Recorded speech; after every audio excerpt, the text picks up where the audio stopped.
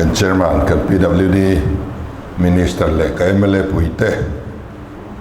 kan engineering chief le atho puite lai hun kan man puite zong zong sibai ka buk chuwa kan ngai thla ta khan Indian Road Congress kan thleng kha a hau takani adik che chuanin India rampung huap ke niang state patsina kan thleng kha in ha hle ti kan thriama ro chu that devin in pek na le thorim na zara kan zova chu mai ni lova khata kan tholom bang kha lai khat zoi khom na dai in lo khek thei boka ti chuan tun fur chowa kan lu hai em tlanga in ha a department mi te in ha ba ka kan MLA kan minister thlengin abuna ten kal dora kan ha tlang veka tuna chuan fur chia te po lore tran chowa nge weekend ani boka kalai kan tholom banga kha soi khom nan mangila tin I doctorate lom nan kan ti don nia ron tia kalom khop maya ima mi malpual ani na thui tak awma in chunga kalom tak zeta tin hetiang lom man hi ke maring mo thian ka dong thei reng lova kan MLA te kan minister te department rang kan tho pui te party lama kan tho pui ten thei to kan chuat lan na awanga heng te hi kan chunga lo thleng ani chawa khang tel lo khan ke ma hian phu na ka nei lova tho chu thei na pok ka nei lova kan zawa in kan dong thei lova kan zawa a in min don tir ani ti chuan dina karana hi khovel huwa pa pathian mi tong trai dam thei international level an pan hu ta kha ania in larna mangin khu institute khu adina afapa tuna mi hian achun zama in larna mang vekin an kalani tuna nom na mun po khu in larna tangan mu tun ma khote takte village changkang lo tak ni thin kha mun ro pui takan siama apiale loka western ghats moi tak mai ania khamitlang bul thuta khan ramzau tak ania aneria po azawa faculty member rivat po kha zalile somrukan nei ni pui takania kan zukalai ka chuan student kha zariat le som kwavel kan nei antia en kim maya khon innovation ate an changklung ema chuanin heng politician kan han tiang chi hi an pek masak ber kania engemo technology lampang a mithiam le mi chung chuang te scientist ming thang te le khatiang chi kha tun ma chuan an lo pe thina tin he lom man dong tura min han than na po hian engma bes dang an nei lawa in larna tanga kamu ani atile maya tuna kan prime minister tenen pon in military travel thumlai anin kom to ani tiang chu ania chu hei min han long pui tu te mel han mu hian nuam kalom khop ani tin kan senior officer te inom khoma aboruak nen amut nen chuan ain milovil na advantage lak ka tu ha thade ngai anasia engemo kan da thona konga han soidu kaneya acha chu PWD hi chief minister local to zong khanin an portfolio an lo ne ya kan ni ve mon titlat bai ni mi pu hianin contract min deal ma kan ni ve lo ka ti po hianin an oi manglova to naya secretary PWD a athar kan ne ya chu pulan na secretary tur khania ka secretary ne ni kop ve wang khan PWD chu sakte min ti le boka ani lo re nga secretary te ka in trom the thu ani chuta chuan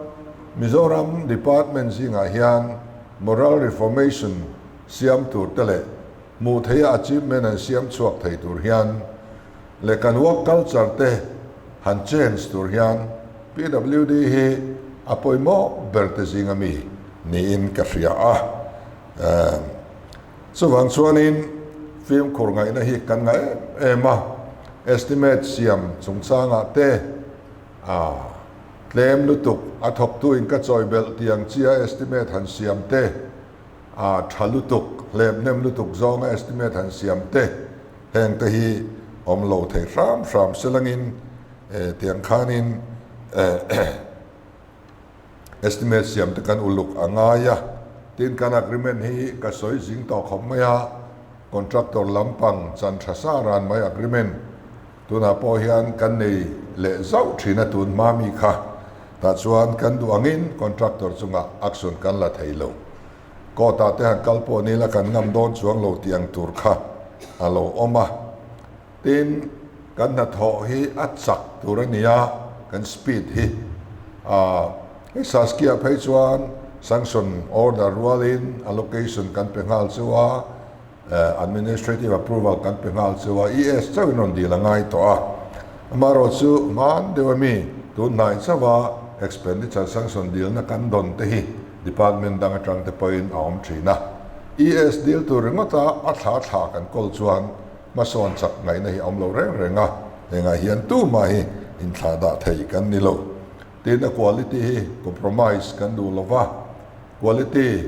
athatur ani a heiber hi apoi mo athok tu po lo ni seng a contract kan impact dan chu eng po lo ni se a quality hi apoi mo ber chu ani a chu wang chuanin kan film khur hi angai le zwala koi molaya facebook ate media ate kong chelutuk anon tia ei sarkar thar kong lai anon tia heng hi a video hi kan in si te hi kan thon ngal mai zela ka don hi chuan ani hian khoi lai nge tu contractor nge ti khuna mi nge ti te an lo bo zui vata soi fia ngai anon soi fia ke ni politician ten kan soi hi chu an oi thadu si lova official ten department in soi fia hi mi thin lunga hianin a oi ombi ka heng te in non soi fia zung kan dua adik lo a chuan action kan lamai turania tin kong la lai zo lo na zo to anga chedeu anga ron chua ching te hian oma then ka chu kong thasa ti chia te tu bau le cheni ne na kher ngat pe te po kha ma ni lo ka kan mu kha heng te hi chu mi pui zalo na ania action kan lak te po thain ka ringa heng ko ngai hianin ani dan tak mi pui ma kan pho chua wat anga ya tin project reng a chuan physical le financial achievement alo zela physical achievement la mang lo la ya financial achievement sang tak mai sanction kan lo pek thin hian na hi abuai thina heng te po hi physical achievement hi ma support sela financial achievement hian anunga zok thin selangin athale in country tin side drain hi ngai poi mo angai le a mani airport ko nga kanun tlan kha side drain no ka karon mutla treu maya hetian in chuan kan airport kong po hi angai tom le mai don ni o ka tia tin kong thlang lambal khau ma chu kan siam than lo chuan abal bel le chuan airport kong chu ka kal thei lo khaning mai dona a hel na boy thak deuh khani le dona kha tiang si kha example a kan tar lang tua khalai bial tu kan SAT kan JET kan SDO khanin he ni chu ho tu te ne na an report wat tur ani a huna kan siam tha wat tur ani ti te kan ri ro om selang ka duwa tin open tender kan war chho tual dona tu na tang chuan saski te chu lo thei lovin central in min nor nat awangin a wholesale in kan han phal sak ani maya aba ki chu open tender ati chho de vek hi kan du to chung de po chu in riat pui ta ila then priority setting hi priority hi lai tun ma tanga lo om to sa project lo om to sa atanga poisa local huna ขลายอมโตซาจังะกันหันทันไม่ฮีอัตรากันติลวะตูนสกัดเห็น priority กันเนนี่กันเอเมเลเตนันเบียลเทวะ priority อันนั้นเนี่ยข้างซอกเซลขัดดาลกันดัวจู่ๆกันสุมินอะไรสินะ priority กัน select point ไอ้หิงเง่จังกายปอยหมอกตีข้ากันเตียงไงมันเนี่ย department ประคันเนี่ยนั้น project กันที่เราว่า presentation นั้นรันตียาอันนี้จะกันมาหมอกวักปอยนั่นหลังเราไปอีไปแต่งโมมีปอยสับปูกินปุ่งอมินกันละรุนเลตัวรันยา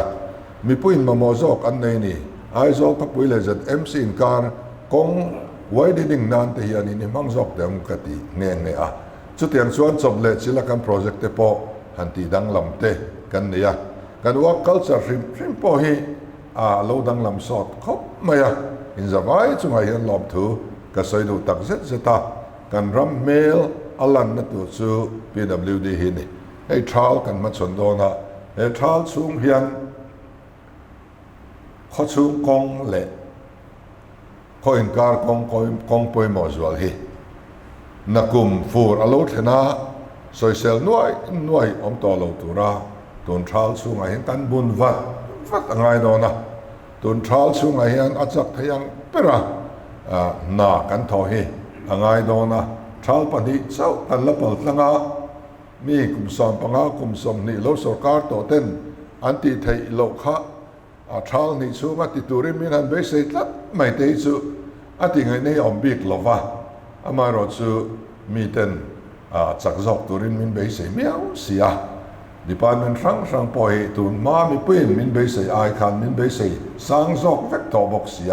จูบางส่วนทรัลโลเทงตูรีเทโตเป็นจันลายละอิทอกงารกันนาเทวรินอมตะกะกันถอยันเล่ยันมาสมนักกันดงโดนนี่สะตัวนุนนั่นเองจู่ๆอันนี้วางินดิกโลเตว่ากันถอยันกันทัดปุยเมียเราเนี่ยสมเลปายแต่พอเฮดิกโลเตว่ากันลักลุยันกันทัดปุยเราลัดประเทศนี้ในรัฐตุลกามินเวนปุยเลสีเราชวนินกันพูดอันนี้ไม่ไอ้อัตตะกินมีมัลนุนายเห็นกับบุญเนี่ยมันต่อเลยตุกะส่วนบางส่วนกันนาฮีประเทศรองบอลนานี่ติเสียนไต่มาตักรินเอาตักินริมตักเทวินอิทอกแดงบุเท้าเราแทงแหล่ตัวนี้นาตามตักทอนานอิมังแดงบุไทยโตสวดตักเมลตัวรินตีตักสตินกับซ้อมเจ้านี่ก็รอไหม